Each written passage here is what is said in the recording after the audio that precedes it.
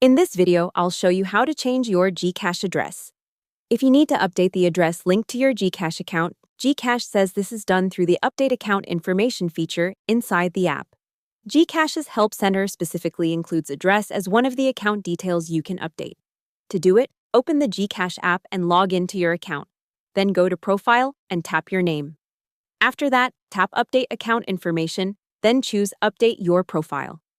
GCash says you'll then need to enter the 6-digit code sent to your registered number, complete the verification process, and fill in the required fields, including your updated address. Once you submit the update, GCash says your profile change is usually completed within 3 days, and you'll receive an SMS confirmation once the update is done. If you don't see the option right away, make sure your app is updated and that you're using the account owner's registered mobile number, since the verification code is sent there. That matches GCash's official profile update flow, which requires OTP verification before changes are submitted.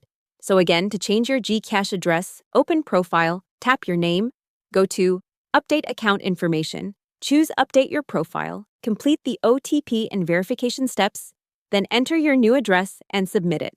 Hope the tutorial was helpful, subscribe to my channel, and see you in the next video.